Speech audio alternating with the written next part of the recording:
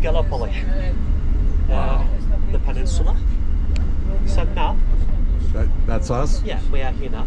The town called Eceabat. This is Eceabat town. And this afternoon, we're going to see this part of the Gallipoli Peninsula called ANZAC battlefield.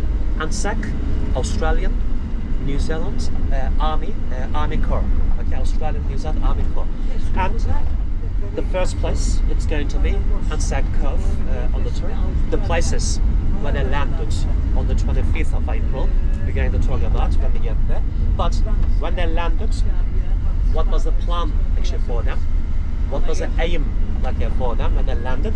The plan was to get to capture high ground. The place called Chonak Bay. So Chonak Bay was the main objective for ANZAC forces. Okay, so this is all ANZAC. This afternoon we're going to see, or we're going to talk about. But for Gallipoli, not only ANZACs they landed, British, the French forces also they landed right down to the tip of the Gallipoli Peninsula called Cape Helles. And for them, this is the place, and at the high ground, actually the Gallipoli Peninsula, Arche Baba. So Arche Baba, the main objective for British and for the French forces. Last part of the Gallipoli campaign goes to 25th of April, the beginning, and this one later on during the Gallipoli, 6th of August. It's about 20,000 fresh British troops landed at the Sula Bay, the place called the Sula Bay. But later on, we're going to talk about. This is the channel on the right hand side called Dardanelles. And the name of the water, the name of the channel, because this channel goes all the way down to the warm water, to the oceans, to the Mediterranean. But if you go all the way up to Sea of Marmara, this morning it did, to Istanbul, the capital of Ottoman back then, and then to Black Sea, and then to access to all the way up to Black Sea countries, you know.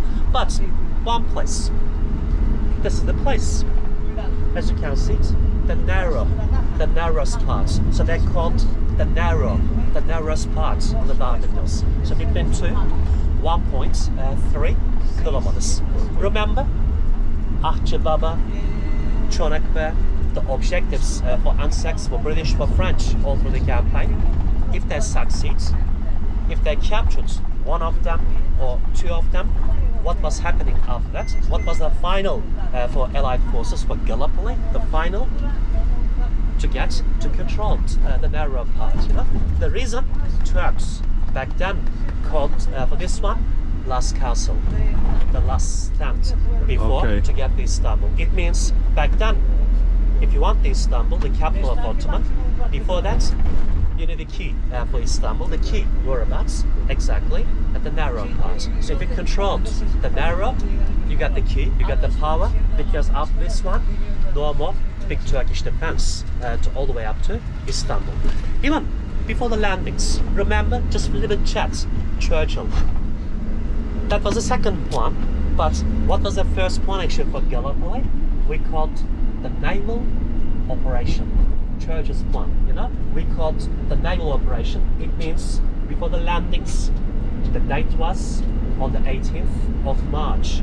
On the 18th of March, 1915. The first British, the French Navy fleets, first they forced to the Dardanelles, you know? The idea was for them again, end of the day, controlling the narrow part to get the key for Istanbul, you know? They tried. How many of them? 16 battleships. 12 of them, they were British, other 4 of them, they were French. So, on the 18th of March, early in the morning, the British and French Navy, they entered the Dardanelles, and then they started bombing, shelling, all like the Turkish defense, all along like the Dardanelles. Everything is good, everything is alright at the beginning of the naval operation for them. They hit most of the Turkish defense, they damaged most of them, you know, but end of the day of the 18th of March, everything's all changed, and then this operation became a big defeat, became a big failure for the British and French Navy. Why? End of the day, they lost 6 big battleships, you know. So the British admiral, he was wondering about, lost all of the navy, and end of the day, called them back. And then end of the day, they turn around at the rest of them and then move back again, you know. But why? They lost 6 big battleships. The reason? Turkish defense. All along like the Dardanelles. Big Turkish guns. And then the reason, the most important one, the reason, Turks, Ottoman Empire, back then, they were on the German side. Because the First World War between the 2 powerful countries, Germany and the British. German side, Germany, Austria-Hungary Empire, Bulgarians, and the Ottoman Empire. On the other side, the British and the Empire, Russia and France. So Turks, when they joined on the German side, they decided blocked the Dardanelles. I mean, they stopped the traffic all around, to all the way up to Black Sea, you know. They stopped all the access to all the way up to Black Sea. And after that, Turks, they laid the mines all around. Not small, tiny. We call the sea mines, all under the water. How many of them? Not only a few of them. More than 500 of them. From entrance right up the narrow part, you know. As you can see all the whites, like dots, yeah, mines. So I was gonna say, the 3 of them especially, 2 British, 1 French battleships, hit those mines around here, so sunk by mines. Wow. Other 3 of them, not sunk, but heavily damaged by the Turkish defense, you know. So the first big attempt by the British and French Navy on the 18th of March to get this one, big disaster, big defeats, you know, because the problems, the Turkish defense and the mines, and then they understood that need some help from the land forces. Second plan, quickly organized. Second plan, ANZAC landed up there, British, French, right down to the tip of the Gallipoli Peninsula. The idea was to capture those 2 high grounds. It's one of them. Can you see it? That's it. Where the flag is, where the 2 white monuments up the top. Today we end up actually right up there. The place called Çonak Bay, you know. So 2 places. The reason, before to get the narrow part, first you have to control the Gallipoli Peninsula.